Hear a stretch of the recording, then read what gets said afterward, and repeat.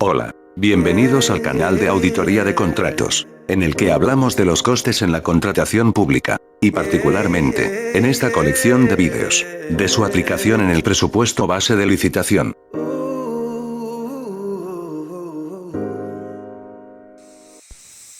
Después de las consideraciones que hice en la introducción del pasado vídeo, repasamos ahora el contenido de la primera parte de estas exposiciones. En este vídeo abordaremos la definición de coste en los contratos públicos, estableceremos las condiciones de admisibilidad para su asignación o imputación y se definirá qué es un elemento de coste. Como ya hemos dicho con anterioridad, la ley no define el concepto de coste en la contratación, a pesar de su profusa mención a lo largo de todo el texto legal, así que se podría catalogar como un concepto jurídico indeterminado. La ley parece pensar que en el imaginario profesional de la contratación pública existe una cosmovisión o conciencia colectiva de tener claro y diáfano el concepto de coste, cuando lo cierto es que esa forma de ver el coste está muy alejada de la realidad, ya que en numerosas ocasiones se confunde, pues también lo hace la ley, con el concepto de precio. Y el coste y el precio, como veremos, son dos cosas completamente diferentes. Así es que la ley no nos aporta nada acerca del concepto de coste en la contratación pública y se equivoca al hacer la presunción de que la mentalidad del imaginario social tiene una idea correcta del concepto de coste. Por lo tanto, la Ley de Contratos del sector público, como si estuviera claro lo que significa en su propia presunción, habla del componente de coste de la prestación contratada, en el ámbito de la revisión de precios, de los elementos que componen el cálculo del coste del ciclo de vida y de los costes en los que hubiera incurrido el concesionario, es decir, los que debería recuperar con la explotación de las obras o el servicio de la concesión sin que por ello deba dejar de asumir el riesgo operacional. Pues bien, la ley se equivoca, ya que hasta ahora no sabemos lo que es ni lo que significa coste de un contrato público. Con el Reglamento General de 2001 pasa exactamente lo mismo. Esta norma reglamentaria, igual que otras anteriores y lejanas, como la Orden de 12 de junio de 1968 del Ministerio de Obras Públicas, se dedican a enunciar un listado de elementos de coste que se agregan en el presupuesto del contrato de obras, pero sin que pueda decirse que esas normas reglamentarias establecen formalmente un sistema para el cálculo de costes en la contratación pública. En consecuencia, afirmo que la legislación contractual adolece endémicamente del defecto de la ausencia de conceptualización del concepto de coste de los contratos públicos y de su correcta clasificación, así como de las reglas de cálculo que permitan al órgano de contratación disponer de un auténtico sistema de costes para determinar el valor del presupuesto de los contratos.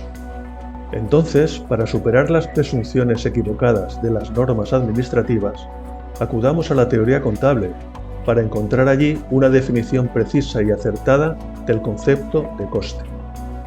El coste, en contabilidad, es la medida en términos monetarios de los recursos sacrificados para conseguir un objetivo determinado.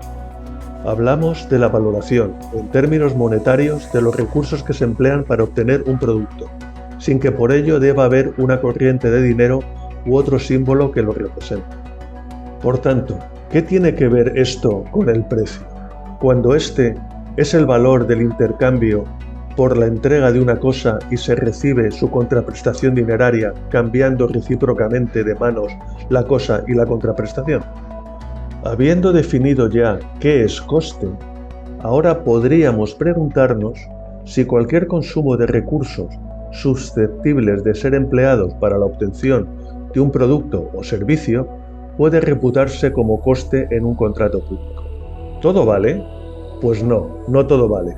Solo vale lo que se ha considerado como coste admisible en los contratos públicos. ¿Y esto qué significa? Coste admisible de los contratos públicos. ¿Nos dice algo al respecto la ley y el reglamento? No dicen nada, absolutamente nada. La triste realidad es que no hay un marco conceptual de los costes en la contratación pública. Así que tampoco nos vamos a poder hacer la ilusión de disponer de un auténtico sistema de cálculo de costes en los contratos, ni particularmente para estimar su valor en el presupuesto base de licitación. ¿Y qué se puede hacer al respecto? Pues pienso que hasta que no exista una norma reglamentaria o un pronunciamiento de un órgano tal como la OIRESCON, en mi opinión, el órgano de contratación debe expresar en los pliegos del contrato cuáles son los costes admisibles y cuáles son las reglas contables para su cálculo y asignación al contrato. Es decir, debe definir y establecer en el propio pliego de cláusulas administrativas particulares el sistema de costes de los contratos que celebre. Establecido en el PCAP la definición de coste del contrato, toca también establecer las condiciones de admisibilidad de los factores y recursos que se sacrificarán para obtener el producto o servicio que se adquiere. La primera condición de admisibilidad del coste en un contrato público debe ser la necesidad de los factores incorporados. Y yo me pregunto, ¿acaso son necesarios el valor de los intereses que las empresas pagan a los bancos por la utilización de capital ajeno que les otorgan? Es decir, los gastos financieros que registran en su contabilidad externa, y la cuota del impuesto sobre sociedades, es decir, el gasto del impuesto sobre beneficios que también contabilizan en su contabilidad externa. Pues no lo son, como tampoco lo son los consumos en publicidad, por ejemplo, o las pérdidas que constaten por el impago de sus clientes a los que vendió a crédito. Pero algunos dirán que el reglamento de 2001, en su artículo 131, sí que admite como elementos de coste los gastos financieros y la carga impositiva. ¿Ya? ¿Y qué? Pues que se admiten en el contrato de obras, porque así lo dice el reglamento, lo que no significa que deba estar de acuerdo y conforme con esta tremenda barbaridad. La segunda condición de admisibilidad es que exista una razonabilidad técnica y económica del consumo de los factores que se aplican al objeto del contrato. La razonabilidad técnica se expresa en términos de que los factores empleados en la producción se aplican en la cantidad y calidad debidos, ni en más ni de menos, y la obtención de su valoración, es decir, la razonabilidad económica, es concordante con criterios de cálculo objetivos o de mercado. Regresando al ejemplo de los gastos financieros, ¿qué cantidad y calidad de ellos se aplican en la producción de un bien o un servicio? Ahora bien, si se trata del elemento de coste mano de obra directa, entonces la razonabilidad técnica está relacionada con el tiempo que se necesita para realizar una tarea, es decir, la cantidad, y la especialización y categoría profesional del trabajador que deba realizarla, es decir, la calidad.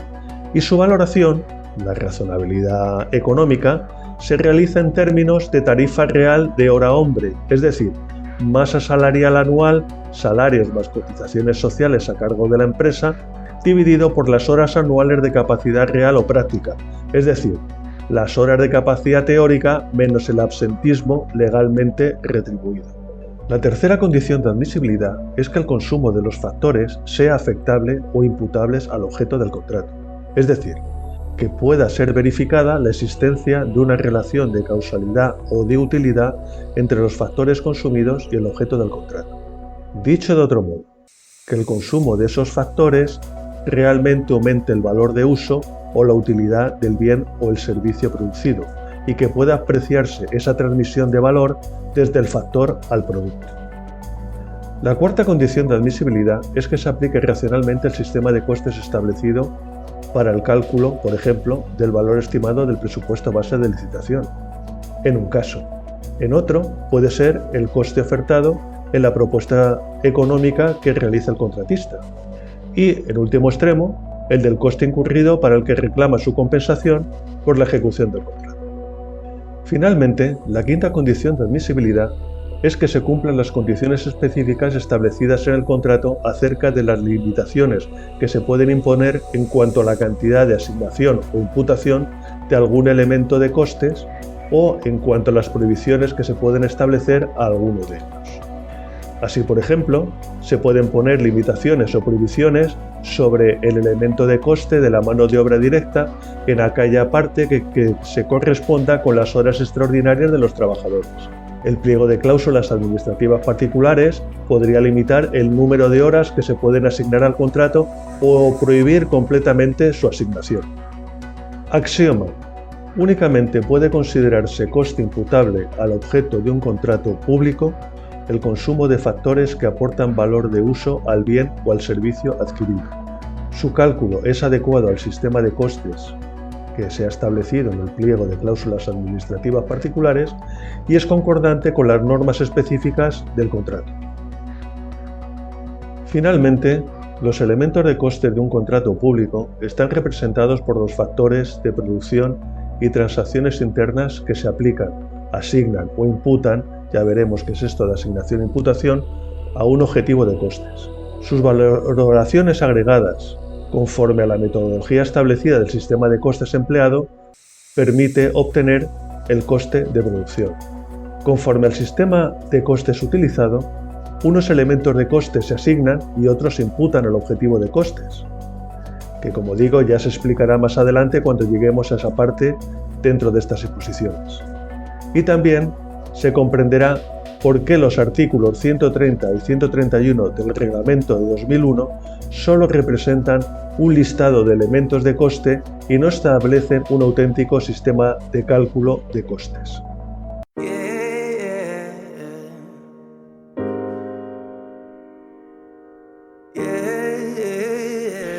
Y hasta aquí el contenido de esta exposición. Os espero en el siguiente vídeo.